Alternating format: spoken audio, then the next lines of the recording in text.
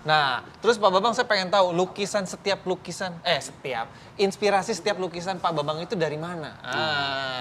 Salah satunya ada event-event internasional ya, seperti sekarang ini ada Mandalika. Maret itu ada Mandalika kan. Iya. Nah, saya cari apa itu yang momen yang untuk mengangkat Mandalika itu.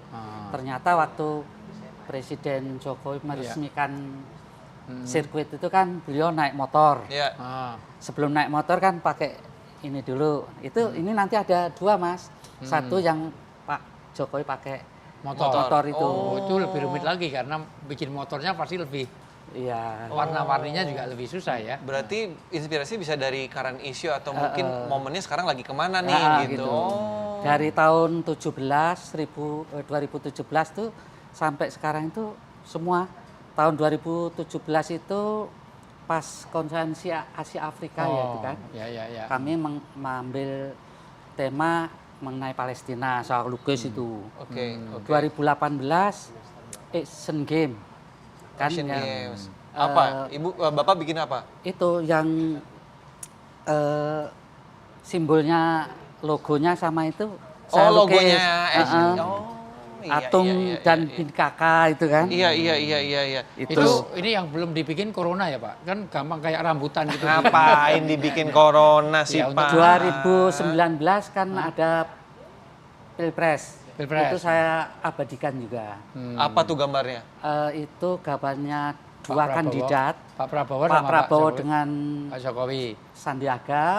Di sini Pak Jokowi sama Pak Maruf. Pak Maruf. Oh ya, Pak Bambang, dari lukisan-lukisan tadi kayak misalnya pas pemilu apalah segala macam, itu lukisannya dijual atau diberikan atau udah laku atau sekarang masih ada atau gimana?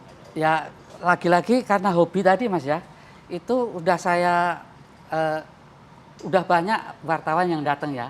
Kami sebagai pelaku seni kalau diapresiasi seperti itu udah senang Pak. Iya. Jadi tidak saya jual, cuman kalau ada yang mau mengoleksi itu ke siapa ini sebetulnya itu. Oke, Gitu. terus kalau mood dalam membuat lukisan itu perlu nggak sih?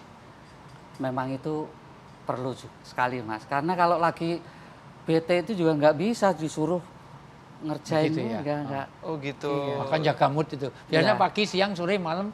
Nah ini sudah sekitar 11 tahun Pak ya. Iya. Jadi sudah kayak menjadi apa ya, kebiasaan. Pertama kalau habis subuh itu kami bebersih rumah dulu, Iya. nyapu-nyapu. Setelah itu senam-senam dikit Iya. ya supaya menjaga kebugaran. Imunitas ya. Setelah itu dari mulai jam 8 setengah 9 gitu sampai jam 11 itu saya nempel-nempel Pak. Punya sanggar sendiri, punya tempat workshop Hanya sendiri gitu. Ada tempat sendiri lah, tapi Iya. sekedar gitu Iya, aja. space aja, space Iya, ya.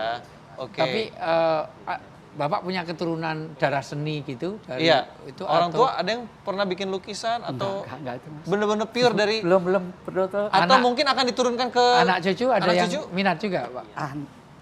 Ada juga sebetulnya, tapi lagi-lagi karena sekarang itu mereka sudah masuk di pondok pesantren, Masya mau Allah. bikin-bikin gitu tuh. Ya sudah nggak ada Di- waktu. Nah. Iya betul. Oh, Ya satu itu. Kedua memang oke. menjadi koridor kita ya secara syariat.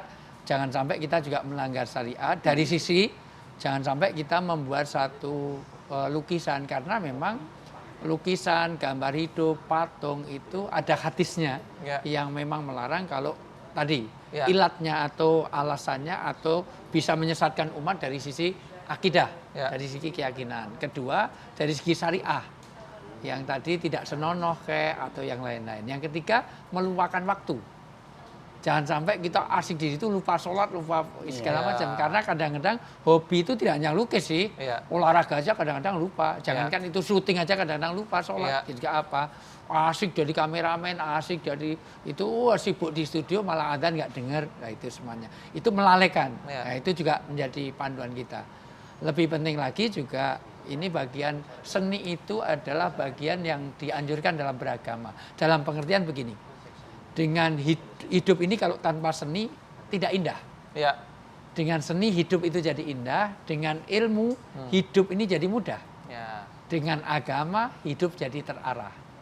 Makanya berseni apapun harus tahu ilmunya, ilmu seni harus ada agamanya yang mengatur. Jangan sampai nanti itu keluar dari koridor tadi. Ya, betul. Nah, saya pikir itu menjadi jawaban atas pertanyaannya Pak Bambang tadi. Enggak apa-apa Pak, teruskan. Apalagi ini punya manfaat untuk, apalagi punya nilai ekonomis. Iya, Ya, benar, nilai luar ekonomis. biasa. Ya. Pak Bambang, mungkin nih, terima kasih nih udah mau sharing, berbagi cerita-cerita buat kita juga. Ini nanti kita tetap jadi kerjasama, Iya. tapi saya pengen tahu nih tips supaya bisa menghasilkan hasil karya dari apapun yang ada di sekitar kita dan dihargai atau diapresiasi oleh banyak orang. Terutama untuk anak-anak muda nih. Boleh nih, apa nih kira-kira? Gini Mas ya, setelah saya jalan ini semua, terutama ini yang sudah lanjut usia Pak ya, Ya, untuk ya. menjaga kebugaran kita itu sebetulnya kalau menurut saya tekunin hobi. Kalau kita menekunin hobi itu dengan sendirinya, karena hobi itu sifatnya kan senang ya Pak ya. Iya. Jadi kita lupa akan segala yang permasalahan yang ini. Insya Allah. Nah itu kuncinya menurut saya loh ya. Tekuni hobi apapun Ya. yang menjadi kesukaan kita. Iya. Setelah itu kita mengalir gitu aja. Istiqomah. Masya Allah. Itu habis itu. Jadi sudah nggak mikir yang lain-lain Pak. Iya, kalau Kayaknya gitu karena loh. udah hobi kita jadi happy, jadi seneng gitu kan, badan juga sehat Nah, itu, bawaannya. Mas, gitu loh. Siap. Terima kasih loh Pak Bambang. Nah, Pak Ustadz, kira-kira apa nih yang bisa kita petik dari sharing atau cerita-cerita yang dibagikan oleh Pak Bambang tadi? Ya, pertama Rasulullah bersabda, orang mukmin yang kuat itu lebih dicintai dan lebih dekat kepada Allah daripada orang mukmin yang lemah. Al mukminu qawiyun, mukmin yang kuat itu lebih dicintai, lebih dekat dengan Allah daripada mukmin yang dhaif. Untuk itulah wa fi kulli khairin akhris ma yanfa'uka. Dari setiap apapun yang ada kebaikan ini keluarlah kemanfaatannya. Kita belajar dari Pak Bambang. Ternyata sampah saja, sampah sesuatu yang dibuang ternyata punya nilai tinggi sampai 15 juta. Padahal itu satu keranjang ditaruh di rumah saya malah saya suruh buang. Karena saya tidak tahu menilai, berarti dia kurang soleh. Soleh adalah added value. Ketika kita punya kayu hanya untuk kayu bakar, itu kurang soleh. Kayu kita bikin untuk jadi mebel, maka itu menjadi soleh. Lebih soleh lagi kalau ada added value, bukan hanya jadi meja kursi, jadi ukiran. Maka ukiran menjadi soleh lagi. Maka tugas kita adalah bagaimana menambah nilai sesuatu, jangan nganggur, jangan vakum. Karena akhir dari hadis tadi dikatakan, kalau kamu suka mengandai-andai, maka setan akan masuk ke dalam dirimu. Apapun ternyata memberi manfaat bagi kita, dan ternyata Allah membukakan rezeki, Allah membukakan apapun jalan-jalan untuk ma'isyah kita, penghidupan kita dari banyak jalan. Dari Pak Bambang, kita belajar tentang satu yang sampah ternyata bisa direuse, reduce, bahkan bisa direcycle, bahkan bisa menjadi sesuatu yang memberikan nilai tambah ekonomi. Sampah yang ngambilnya saja itu malah orang senang, bukan hanya beli, malah senang. Itu ikut membuangkan sampah, tapi memberi manfaat yang luar biasa. Mudah-mudahan kita menjadi orang-orang yang tidak merugi.